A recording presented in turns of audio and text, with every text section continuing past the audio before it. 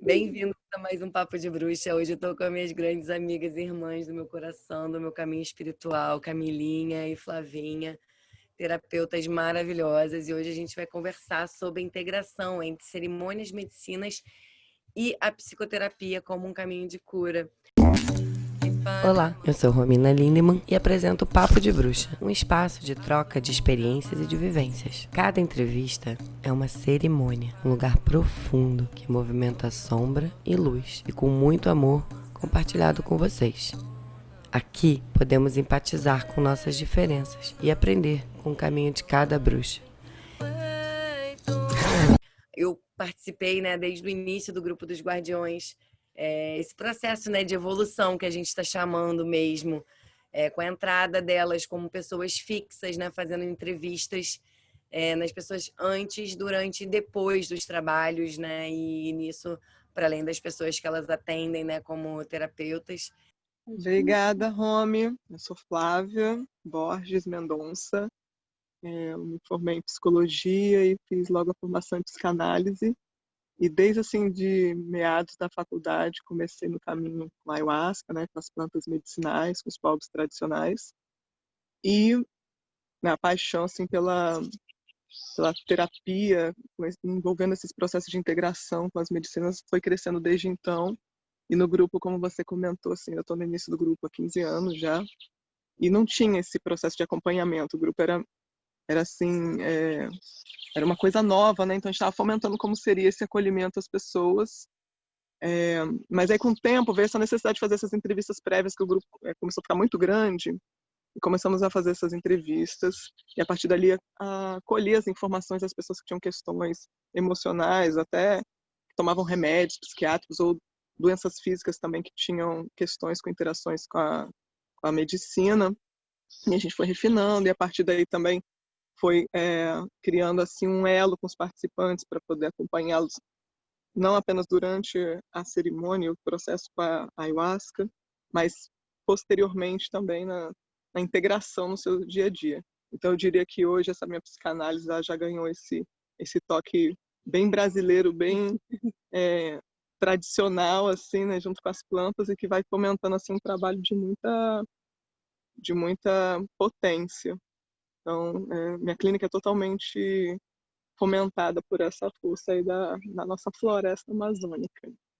Eu sou a Camila Silva Ribeiro, também sou psicóloga e me formei lá no Paraná, fazia parte de um grupo lá.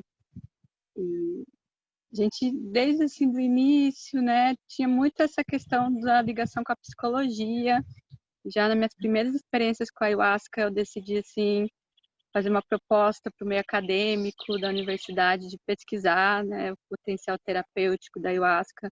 Então, assim, eu coordenei uma pesquisa lá na Universidade Federal do Paraná sobre o potencial terapêutico da ayahuasca. Foi uma pesquisa bem linda. A gente visitou diferentes contextos de uso religioso, os ditos independentes, nova era, terapêuticos, até que chegamos nos rituais indígenas.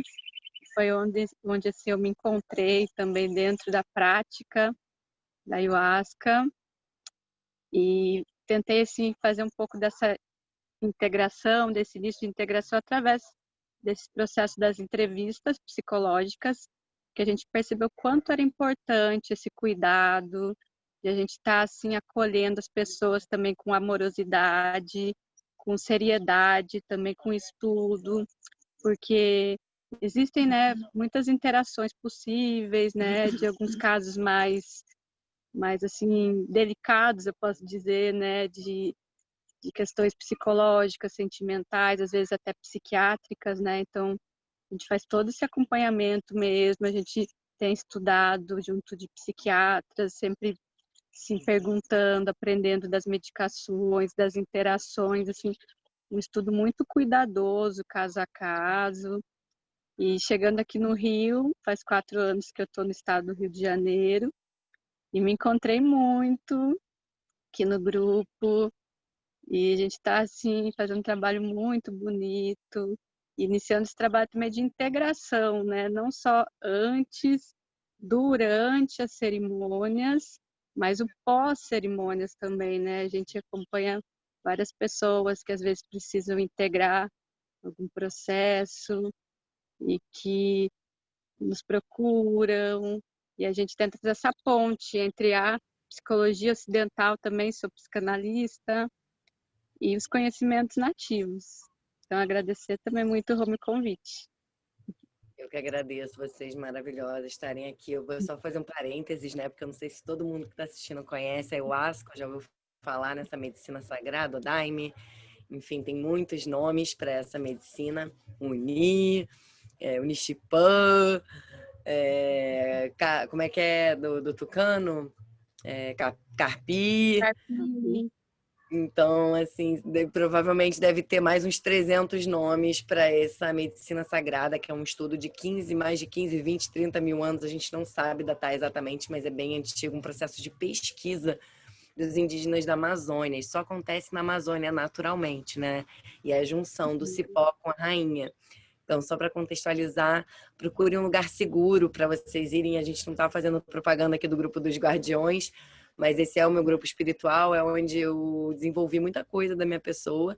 Então, quem animar, realmente conhecer, pode ir lá no portal chai.org e se informar mais dos nossos trabalhos. Vocês vão provavelmente passar por essas duas maravilhosas das entrevistas para saber se você está apto. Eu queria que vocês falassem um pouco das pessoas que não estão muito, não é que elas não estão convidadas aí, mas são pessoas que assim não podem ir, né? Como esquizofrênico, acho que tem alguns casos assim que a gente já sabe que a pessoa não pode frequentar.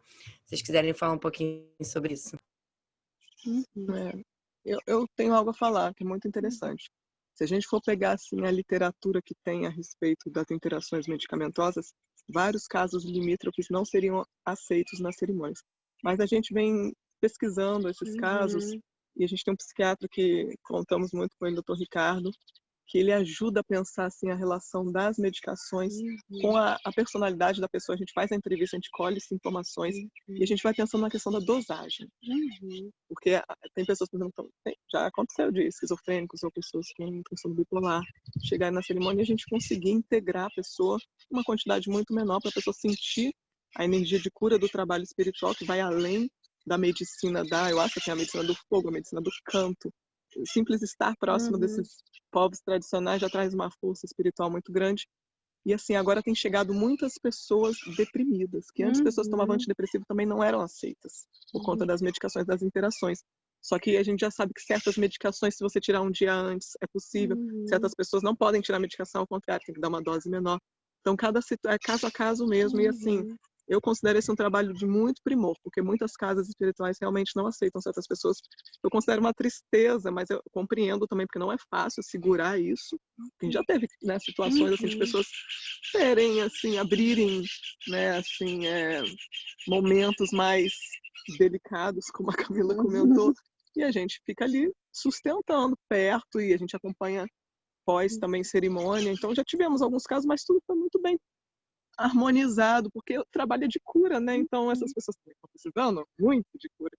A gente foi percebendo, né, Camila, assim, que essa abertura, mas isso também com essa ajuda desse psiquiatra, que ele deu todo um aval, toda uma segurança para a gente seguir nessa pesquisa e as pessoas também sabendo, a gente, é o seguinte, vamos testar dessa forma, aos pouquinhos. Aí tem algumas pessoas que vão se acostumando com um grupo e de repente vem mais vezes, aí aumenta um pouquinho a dose.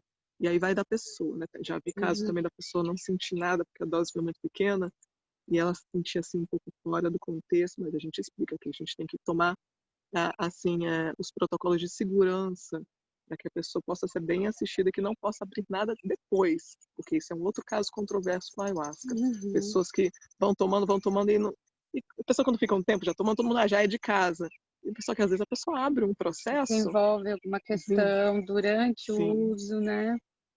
E aí fica sem ninguém observar. As pessoas até reparam, mas ninguém pega para falar, opa, e como aqui no grupo tem esse bando de psicólogos, tem eu, tem a Camila, tem o Rafael, tem o Rodrigo Moru, a gente vai acolhendo, assim. A gente vê que tem um que está abrindo um processinho, a gente já começa a pesquisar mais profundamente, assim, até numa amizade mesmo. Algumas pessoas, como a Camila falou, desenvolvem assim, um processo de acompanhamento terapêutico mesmo, e outras é uma coisa mais pontual, quando vem nas cerimônias, ou então no pós, às vezes a gente se comunica. Mas as pessoas chegam, elas já sabem que a gente está nesse lugar. Então, isso que foi interessante com essas entrevistas, a nossa posição ficou marcada. Então as pessoas sabem a quem recorrer. Não ficam só recorrendo ali no trabalho espiritual para o pajé daquela noite, porque o pajé daquela noite não vai ser o da próxima noite. Então não vai ter um acompanhamento e a gente vai estar sempre aqui. Acho que isso também deu toda uma segurança. E eu poderia dizer uma coisa, como eu estou desde o início do grupo, 15 anos atrás não tinha essa abertura, eu estava ainda na faculdade, então nem saberia fazer isso. A gente tinha menos controle. A própria corrente da cerimônia era um pouco mais dispersa, porque não tinha esse acolhimento. As pessoas faziam entrevista logo antes de entrar na cerimônia, então não se preparavam da maneira mais adequada. Então isso mudou muito, assim, depois que a gente começou a fazer o acompanhamento, nossa, ganhou outro aspecto. Eu que tô desde 2011, né? Já passei algumas situações, né? Então posso falar de carteirinha, sei bem. Isso daí, cara, realmente a gente teve que lidar com alguns casos bem e que não tinham nada a ver com doenças graves, nem medicamento, né? Mas é só abertura, né, da pessoa para algum tipo de processo. E eu sempre tive essa vontade, né, da gente fazer rodas e círculos depois das cerimônias para fazer tipo um acompanhamento, mas uma roda de integração, onde as pessoas pudessem se abrir e compartilhar da sua experiência, porque às vezes a sua experiência que ela teve pode servir, né, de algum jeito para alguma pessoa. Então eu acho muito maravilhoso que vocês estão fazendo isso mesmo que individualmente, né? Porque dependendo também do caso, pode ser muito delicado, a pessoa pode não querer se abrir, né, numa roda maior. Mas eu acho muito importante porque ajuda realmente a pessoa a integrar, porque a experiência é muito forte, né? E também lembrar que esse caminho não é para todo mundo, né? Eu gosto de falar que às vezes, uma noite são 10 anos de terapia e que isso te ajuda muito como uma ferramenta de cura. Mas se você não sente um chamado muito profundo na sua alma, no seu coração, né? Porque provavelmente esse caminho não é para você. Mas ainda assim, sempre tem uma vozinha que me fala que todo mundo deveria tomar pelo menos uma vez na vida para entender, né? Alguma coisa um pouquinho mais profundamente de si, né? Porque vem tantas mensagens, né? Que realmente é quase que impossível falar, né? Sobre tudo que acontece. E aí eu sempre gosto de lembrar da minha primeira vez, assim, que eu fui num Daime em São Paulo que tocava um computador e tal, uma coisa bem estranha. E aí eu não consegui sentir a borracheira, não senti a força, mas aí eu fui na Floresta em 2011, onde eu conheci a Camilinha, lá no Ziaua. Flavinha também já esteve lá no Rio Gregório várias vezes, na Nova Esperança. E aí eu vi eles bebendo, e eles bebendo de dia, e aí eu quis ir ali, né, e tal. Falei, também quero tomar. E aí cantando, o negócio não vinha. E aí eu fui comer, e aí eu comecei a passar mal, né? Eu fui comer, eu comecei a passar mal no meio do caminho. E aí foi a primeira vez que eu tive uma admiração mesmo, e aí eu via um cipó, e aí eu me agarrava no cipó, e aí vinha um chai, que é um indígena de algum povo, e me apresentava a terra dele, e aí eu pulava para outro cipó, já era outro, e assim eu fui passeando por toda a Amazônia, de cipó em cipó, sem sair do lugar, né? Só na minha viagem, no meu pensamento, na minha visão. E aí eu me lembro muito bem, né, que eu saí para fazer a limpeza, e me apoiei assim, e aí eu vomitei, e aí eu via toda a energia que entrava, né, numa perna e saía, e eu entendi tudo que era um. Então eu precisei passar além do yoga e da meditação para entender que tudo era um mesmo, assim, né? Eu vi, é como um Sukugami, né, que dá uns superpoderes e você consegue ver. Mas também é isso. Tem vezes que é muito bom, muito lindo, tudo perfeito, maravilhoso, luz. E tem vezes que é muita sombra, né? Que é pra gente olhar mesmo para esses lugares escondidos dentro da nosso serzinho da carne e talvez até da alma, né? Que nos acompanham aí pra gente poder mudar, né? E ser um ser humano melhor. Então eu acredito muito que a medicina vem nos trazer esse presente, né? E eu queria que vocês compartilhassem também, não, talvez não precisa ser da primeira cerimônia, mas se vocês quiserem compartilhar alguma experiência muito relevante, muito forte, né, que faça sentido para inspirar, né, as pessoas a buscarem uma espiritualidade, né? Não necessariamente precisa ser essa medicina da ayahuasca, mas qualquer caminho espiritual, né, que possa reconectar com a fé e consigo mesmo. Falar? Posso começar. Também, assim, né, terminando essa parte né, dos casos da ayahuasca, a ayahuasca, como a gente está falando, é para todos, mas às vezes não é naquele momento da vida da pessoa, né? Então, assim, é isso que a gente faz, trabalho caso a caso, porque todo mundo tem, assim, seus momentos, às vezes, que entra, né, em processos mais de crise, de transformação, rituais de passagem das fases da vida, né? Então, cada vida, né, cada etapa da vida é um momento diferente. A gente tenta também não estigmatizar, né? Que uma pessoa que toma antidepressivo não pode participar. A gente faz todo esse estudo, né? E, assim, falar duas experiências, por exemplo, assim, experiências que eu já acompanhei bastante dentro da ayahuasca de pessoas que vêm buscando essa cura, por exemplo, da depressão. E a gente faz esse cuidado, né, assim, de estudar a medicação, ter essa ajuda do psiquiatra, de dosar, né, ver a dose ideal para a pessoa.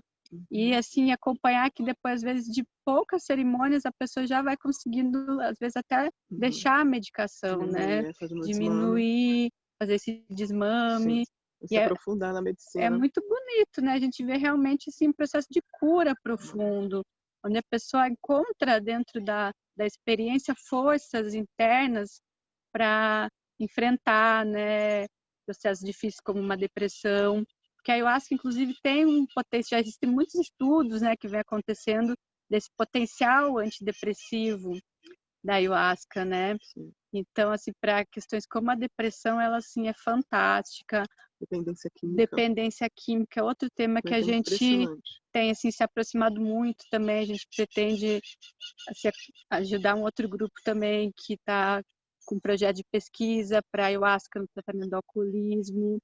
Já existem grupos fora do Brasil fazendo pesquisas com povos tradicionais, por exemplo, no Canadá. Já existem pesquisas com curandeiros do povo Shipibo, que é um dos povos que a gente trabalha também. Inclusive, a gente estava aqui num retiro Shipibo, que eles já estão atendendo nativos canadenses que estavam passando por processos de dependência química com tanto assim cocaína, álcool, opiáceos, assim diferentes, né, drogas que a gente chama, e depois assim de um retiro, acompanhamento também assim com uma equipe multidisciplinar, assim realmente ver resultados fantásticos, né, de assim de algumas substâncias realmente conseguir assim, diminuir muito o uso, né? Então assim já está se percebendo esse potencial fantástico para vários e assim diversas questões psicossomáticas, né? Vários quadros de doenças físicas, às vezes porque a gente também tem eu volto um pouquinho do alcoolismo. Então, assim, essas pesquisas sobre alcoolismo e dependência estão trazendo ótimos resultados. Outras doenças como psicossomáticas, porque a gente tem esse entendimento, né, que toda doença também tem um caráter psíquico e somático, né, é uma integração do corpo e do psiquismo. Eu diria mais, que tem uma parte ainda mais inconsciente que é o espiritual. O espiritual. Isso não dá nem para falar em qualquer lugar assim de psicologia. Então, a gente está tentando se realmente fazer essa integração com as tradições nativas e com também a ciência moderna. Ontem a gente teve uma fala muito bonita aqui do maestro que está conduzindo o nosso estudo, que falou da chacrona, né, a folha da ayahuasca, ela tem um princípio conhecido como DMT, e para ele se chama vida, né? Então, assim, esse conhecimento nativo de ver a vida que tem também dentro da gente o DMT, né? Então, assim, a ayahuasca trabalha muito com essa energia da vida mesmo, da cura, da vida, e a gente vivencia isso muito nas cerimônias. E de uma experiência pessoal, já tive inúmeras, até a Flavinha também, né? De perceber como a ancestralidade vem também para dentro das experiências, né? A gente consegue trabalhar tanto a ancestralidade através dos povos indígenas quanto a ancestralidade de cada pessoa, né? Então é muito bonito ver esses processos profundos mesmo de cura, de autoconhecimento, desenvolvimento espiritual também. Tem uma outra coisa que o maestro comentou ontem, o maestro Shipibo, ele disse o seguinte: eles agora fizeram um centro, né, ancestral dos professores ancestrais, né, para falar sobre esses doutores ancestrais, médicos ancestrais da medicina, porque ele não queria chamar medicina tradicional, medicina ancestral, né, levassem a conexão realmente com a ancestralidade. E ele comentou que o povo Shipibo, como passou por um processo de colonização muito forte, eles não queriam compartilhar suas medicinas, pois eles tinham a impressão assim que o homem branco, colonizador, não era digno Só que essa nova geração, ele é mais jovem, ele é totalmente contra, ele é a favor de medicina para todos. Todos têm a potência de se espiritualizar. Alguns não estão abertos para isso. Então, como a Camila falou, não é o tempo que a gente quer para ninguém. É o tempo que a pessoa sente, o tal do chamado, né? Todo mundo fala, eu recebi o chamado de tomar medicina. Tem que ter esse chamado, porque senão a pessoa não consegue integrar a experiência. É muito disruptiva. Imagina, você vai perder corpo, vai virar espírito. Se você não está preparado para isso, pode ser bem enlouquecedor, inclusive. Aliás, quem estuda os processos psíquicos pode dizer que a gente vive quase como se fosse assim, uma certa perda de realidade que nos compêndios psiquiátricos encaixariam ali numa psicose, né? Só que legal, a gente vive a psicose e a gente volta. Ou então a gente vive o mundo dos mortos e a gente retorna para a vida. Então a gente tem a experiência de poder morrer um pouquinho nessa maneira que criamos a nossa couraça para poder retornar e renascer como fênix, mais aberto à vida, a comunicação com os elementos e tudo isso que a gente acha tão bonito, assim, tão romântico nas tradições indígenas, a gente consegue sentir isso. Então não é um conhecimento que eu falo para o outro, olha, você vai viver isso, isso, aquilo. A pessoa sente, nem precisa dizer nada. E não é palavra, né? É uma comunicação sensorial que a planta vai conduzindo no nosso ser. Então, como a Camila falou, assim, eu já tive inúmeras experiências. Esse nosso retiro agora do final de semana foi muito especial, inclusive. Mas eu tive uma experiência a primeira vez que eu tomei, que eu fui tomar no Santo Daime. E eu fui assim meio desconfiada, né? Porque, é coisa cristã.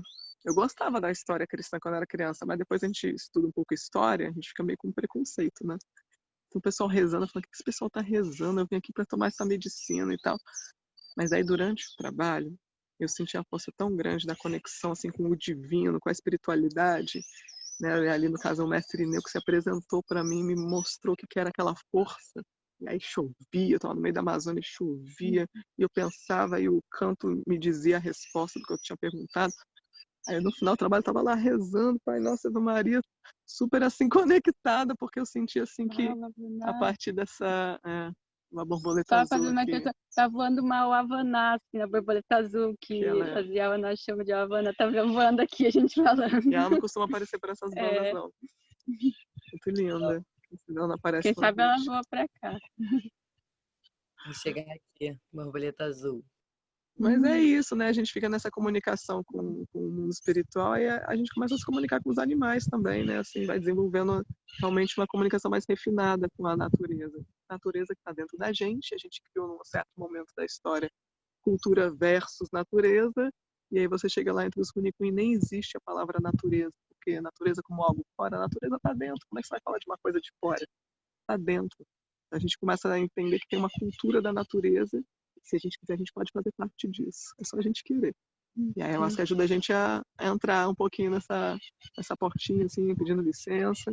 Quando a gente vê, a gente tem assim todo um caminho para descolonizar dentro da gente, assim, poder compreender assim, o universo de uma maneira mais ampla mesmo. Então, são muitas experiências que eu já tive e já acompanhei de muitas pessoas também processos incríveis de cura, assim. Então, não sei nem se a gente tem tempo para falar disso tudo.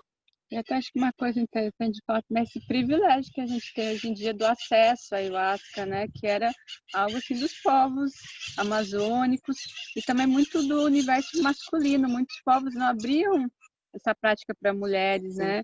E até a gente citou aqui o povo Shipibo, porque atualmente o povo Shipibo é um povo onde as grandes curandeiras, ayahuasqueiras, são mulheres. Outro povo que a gente trabalha assim aqui com muito amor é o Yawanawá, que tem também, né, toda esse resgate e essa transformação da tradição, né, de trazer as mulheres para dentro da espiritualidade. Também agora, se a gente vê também nos Cunicuim, outros povos, tanto também ali, né, os Tucano, da Yara, toda essa chegada do feminino nesse mundo da medicina de uma forma muito bonita, com uma energia de suavidade, de força também, empoderamento, de assim trazer também essa conexão com as questões dos ciclos da natureza, do feminino. Então é muito especial também a gente ter essa oportunidade, esse momento, né, de estar entre mulheres, compartilhando a medicina, estudando. Olha que eu já perguntei sobre isso, né, para os pajés Runicuim. Eles dizem o seguinte, que tem vários tipos de pajé, né? Então, que as mulheres são mucaiá. Elas já nascem com a medicina dentro delas. Então, elas não precisariam tomar, eu acho. Só que com o tempo elas queriam tomar também. E, assim, super forte a presença delas na cerimônia. Todo mundo que conhece, assim, que já viu, sabe que é um negócio que vai no profundo. E os homens hoje em dia adoram, mas realmente tiveram esse processo. Mas acho interessante pensar que a mulher já tem a medicina dentro. E aí a ayahuasca só vem para conversar com essa medicina que já está dentro, assim, tipo, mais ampla. Para somar, né? Para somar. Contribuir. Nossa, é muita cura mesmo, né? Essa medicina, né? Eu lembro quantas vezes eu vomitei o que não era meu, o que era meu também, que estava no outro, né? Então, eu lembro vomitando minha mãe, meu pai, minha irmã, enfim, infinidade de situações, abusos, assédios, né? E aí, muita gente tem medo, né, dessa parte da limpeza, né? Então, eu, durante algum momento, também tinha. E aí depois fui me conectando, entendendo, né, com a profundidade também desse momento, né, onde a gente acessa a limpeza e pode curar, entregar para a terra essa dor, né, ou essa mágoa, ou enfim, essa violência que você fez com você mesmo, ou alguém provocou isso e você tá com essa marca ainda dentro de você, né? Então realmente uma oportunidade para você olhar para uma ferida, né, que às vezes você não sabia nem que tinha, né? E dar esse passo, né, para encontrar um pouco mais da cura, né? Não, eu queria fazer um adendo, assim, que puxa totalmente para a questão da psicanálise, né? Porque o que a gente vai fazer no Talking Cure, né? Que é o processo de cura através da palavra. A pessoa vai ficar num processo de fala assim, tá numa liberdade de falar tudo que está pensando, para chegar nesse inconsciente mais profundo que, no modo geral, fica reprimido, porque nossas questões traumáticas não são só aquelas que aconteceram no passado, são aquelas que seguem repetindo. Aquelas coisas que a gente repete que a gente não sabe por que quando a gente vê a gente está naquele mesmo buraco. Mesmos padrões, né? As Exatamente. mesmas questões. Aí, de repente, você fala, de repente chega num ponto ali que está ligado a uma coisa mais primitiva. E aí pode ser, na psicanálise, geralmente é um primitivo, assim, desta vida, dessa consciência. Mas numa ayahuasca, que vai mais profundo, aí vai num primitivo, assim, da ancestralidade, da história da mãe, da avó, da bisavó. Do parto, a gente acompanha muitas pessoas vivenciarem questões de traumas de nascimento, né? São coisas que às vezes a psicanálise não chega pela palavra. Até já vi um caso ou outro de pessoas que quase que fazem uma regressão. Chegam, né? Que até chegam, mas com a ayahuasca isso vem mais de pronto. E visceralmente, assim, porque é um período, na psicanálise a gente tem um período que não existe ainda a palavra, né? Que a gente é permeado muito pelo real ali do corpo, né? Então a ayahuasca traz essa experiência física também, de você vivenciar e curar também.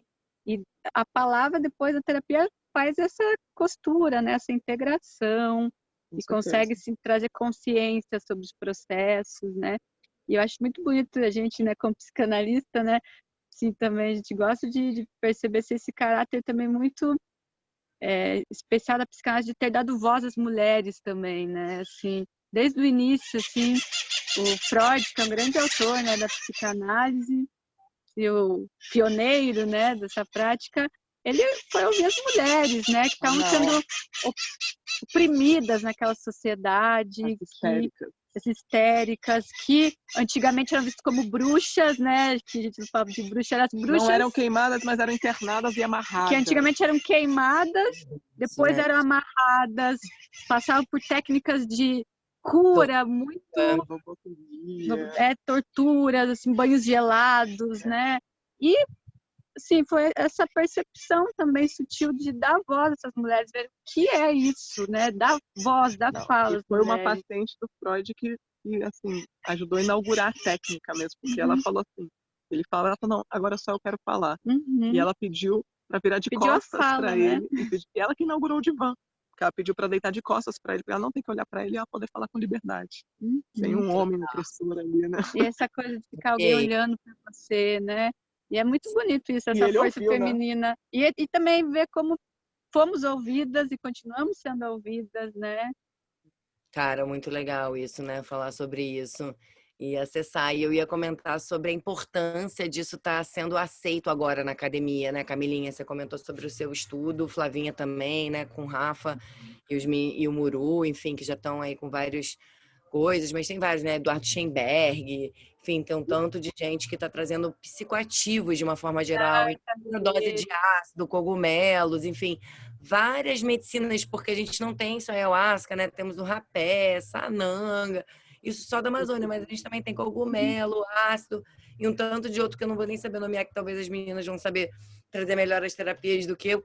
Mas para você ter essa expansão de consciência através dessas plantas psicoativas e poder ir acessando e curando os seus traumas, né? Então, ter essa abertura agora que está tendo no mundo, eu acho que é um momento histórico, assim, porque isso teve no passado, né? Foi quando foi desenvolvida a cocaína, o MDMA e várias dessas coisas, mas que em 1900, 1920, foi isso, mais ou menos. E aí a gente teve uma repressão dessas coisas. E agora a gente talvez vai voltar a caminhar para um lugar onde isso é mais bem acolhido e você sabe usar isso muito mais como uma medicina do que como uma droga, né? E aí ter o benefício do uso dessa medicina, né? Vamos falar um pouquinho sobre isso? Uhum.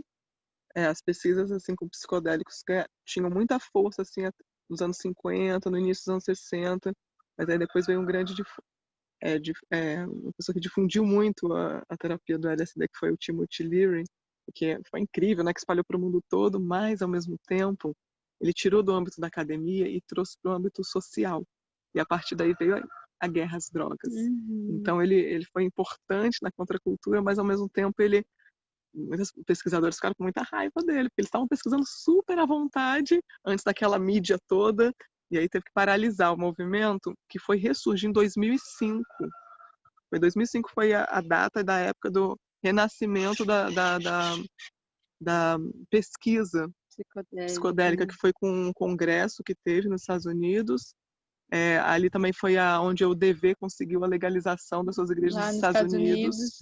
E teve também um artigo que saiu, que daí a partir daí o pessoal voltou com tudo, porque tinha uma turma que nunca parou, né? Só que era sempre assim, por debaixo dos panos, porque não era possível ser visto. Muita gente foi presa, enfim, uma grande questão no mundo todo. No Brasil, pega de forma mais leve, assim, porque eu acho que as pesquisas não tinham aqui dessa maneira tão avançada. Agora, essa questão com os povos tradicionais, também, assim, nos anos 60, 70, tinha um ou outro que chegava na floresta e tomava lá sua medicina. Mas para chegar mesmo assim para o resto dos nauás, né, como eles chamam o homem branco, foi nos anos 2000 mesmo, anos 90, e vinha um ou outro, mas era muito raro, até porque os pajés antigos nem autorizavam. Eles eram contra. Aldeia, né? Eles eram contra. Os jovenzinhos, quando chegaram, eu lembro quando chegou a família, os irmãos, os Banet Brothers, né, os irmãos Banet, que chegaram aqui para o Sudeste. Os velhos falavam que isso era absurdo, eles eram mal vistos na aldeia. Aí, hoje em dia os velhos estão tudo aqui tomando com a gente, adoram, a gente é amigo de todos. Vão para a casa deles, eles vêm para cá, porque eles viram que isso foi muito importante. Aliás, queria comentar algo nessa época de coronavírus. Os povos que tomam ayahuasca, assim, a gente está acompanhando, assim, teve alguns que até tiveram contato com o vírus, mas todos ficaram muito bem, muito sadios. Usando as medicinas da floresta. Usando as medicinas da floresta, mas assim, não apenas isso. Aí tem uma coisa que eu atribuo a esse intercâmbio que foi acontecendo, porque eles tiveram trocas com os amigos nauás do mundo inteiro. Então eles não ficaram sozinhos, eles fizeram lives, eles conseguiram recursos, a gente fez vaquinha, campanha. Então assim, essa abertura foi maravilhosa para esses povos, porque eu vejo os povos que não tiveram tantas aberturas com suas medicinas tradicionais, eles ficaram mais reclusos. Nessa época de reclusão geral, mundial, planetária, eles foram muito valorizados. As pessoas queriam falar com eles, queriam vê-los. Então, assim, até agora, isso, mesmo as coisas retomando aos poucos, eu acho que isso é um passo que a gente deu que não volta atrás. Uma conexão muito maior.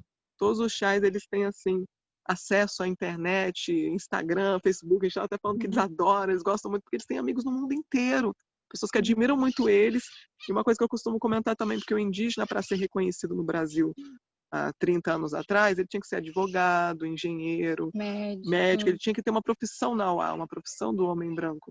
Hoje em dia eles são reconhecidos pelo saber tradicional deles. Isso eu acho que é o maior ganho de todos, que eu considero que a moeda de troca agora são eles mesmos. Eles têm que se enfiar no nosso mundo para a gente poder reconhecer. Eles são quem eles são e isso é maravilhoso, a gente não quer mais nada. Ao contrário, a gente espera que eles consigam ter essa força, e os povos que a gente acompanha, que estão com suas medicinas tradicionais, que abriram para esse intercâmbio espiritual muito potente, estão super fortalecidos nas suas tradições.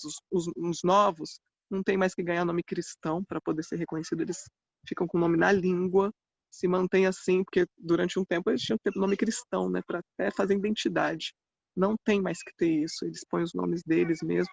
Os jovenzinhos já querem tocar viola, já querem entrar na medicina. Então eu vejo assim, nos últimos 15 anos, eu acompanho uma grande diferença nos últimos 15 anos. De antes, então, nem se fala, mas eu acompanho, pude ver de perto, assim, uma renovação, uma reafirmação da própria potência, né, entre eles, porque também é a partir desse nosso reconhecimento. Uhum. Então esse que é o Esse trabalho, intercâmbio de culturas, né? esse intercâmbio que fomentou assim a fala própria deles também.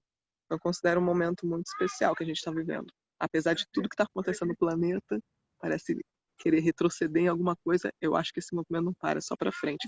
E como eu disse outro dia, né, que eu escutei assim, até o Rafael falando na palestra, tem gente que olha para os indígenas e pensa no passado. Nós olhamos para os indígenas e vemos o futuro. Então eu acho que o futuro do nosso planeta só tem assim consistência se for seguir esse caminho desses chais mesmo. O futuro que é o presente, né? A gente fazer e ser um pouco mais como eles, né? Todos os dias, para que a gente tenha futuro, né? Senão a espécie humana vai, ó, sucumbir, porque a Terra vai seguir aqui, ela vai dar só um peidinho ou um arroto e vai resetar a gente daqui, né? Ela vai continuar bem, vai se regenerar, tudo vai dar certo. Mas vocês, mero humanos, aí, ó, tchau para vocês, se vocês continuarem assim, né? Então é isso, é muito bom a gente aprender com eles mesmo, né? E eles são muito essa inspiração pra gente.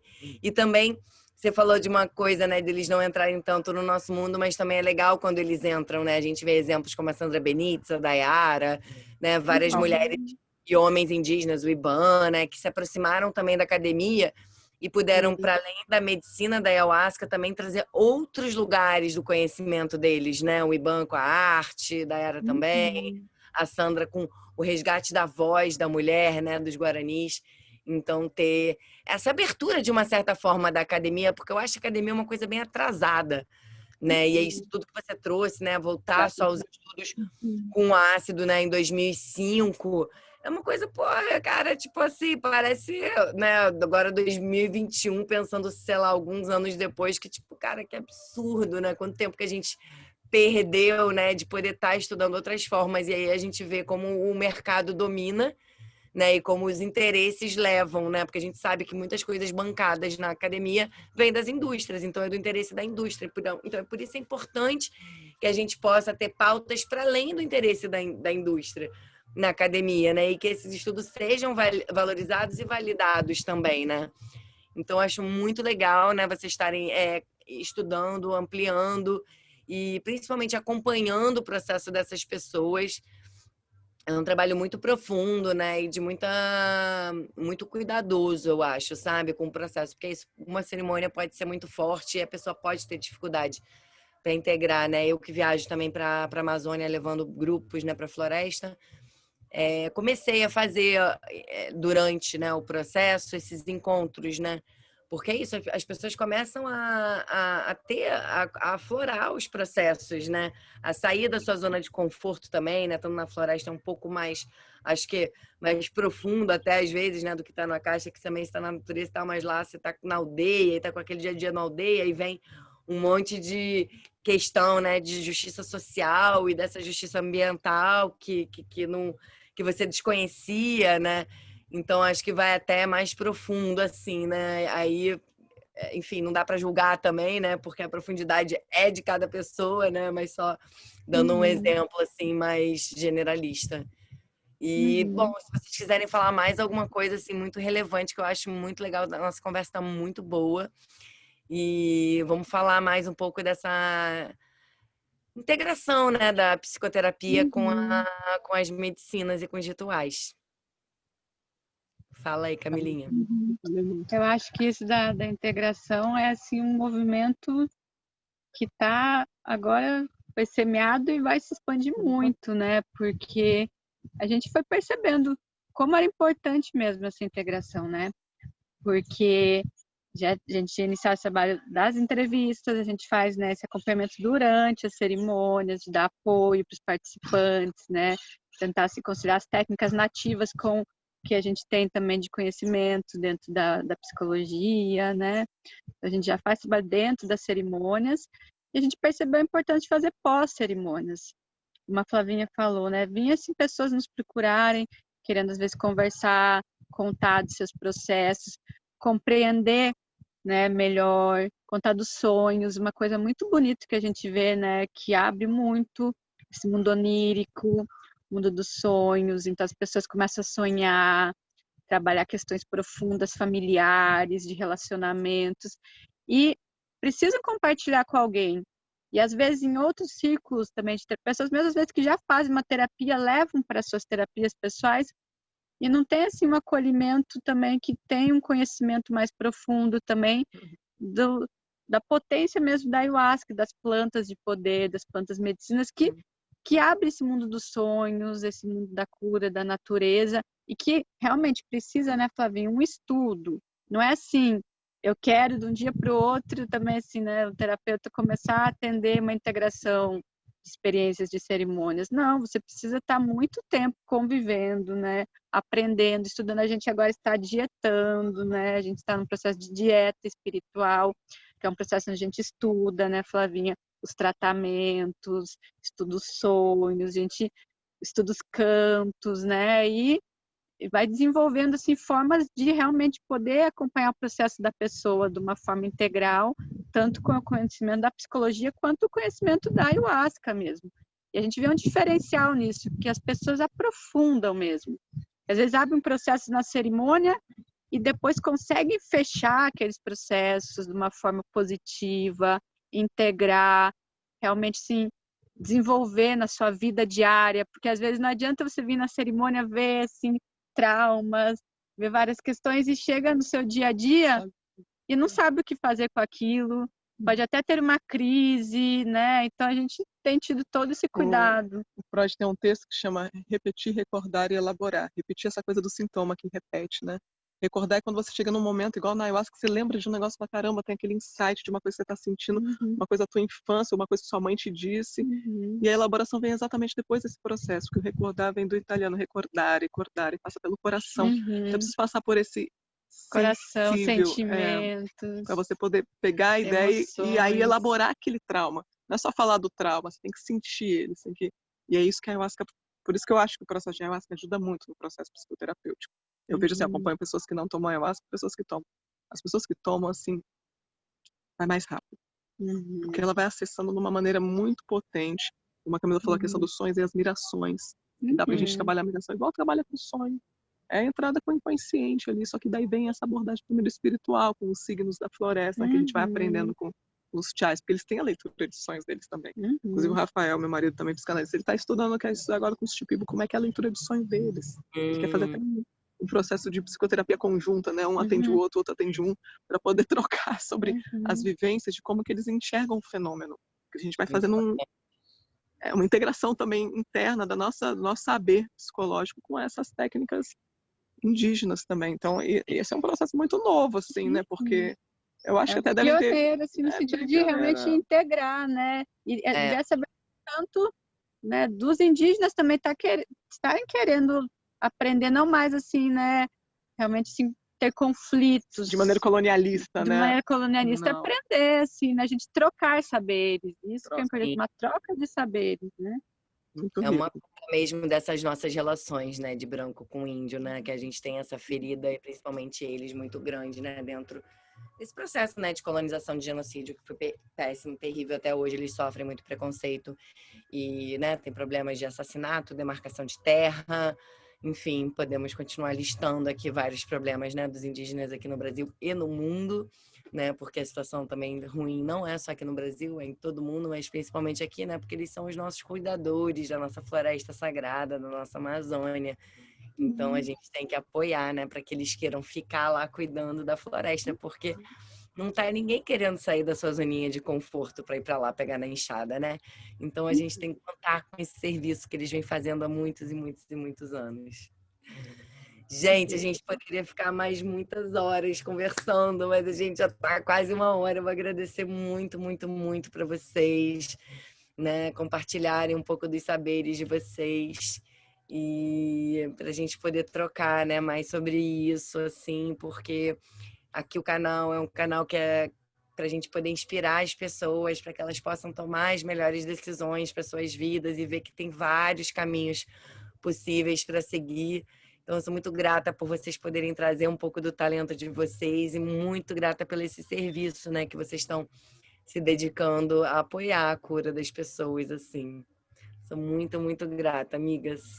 Eu tô com Muito muita... obrigada, Romy, pelo convite, assim, dizer também que é uma alegria, assim, estar esses dias aqui com a Flávia, a gente estar junto aqui no nosso espaço de Figurinhas, e estar podendo compartilhar com você, com todas as outras irmãs, irmãos, né, todas as pessoas que vierem assistir também, né, esse papo tão gostoso e desejar muito sucesso nesse trabalho lindo que você vem fazendo.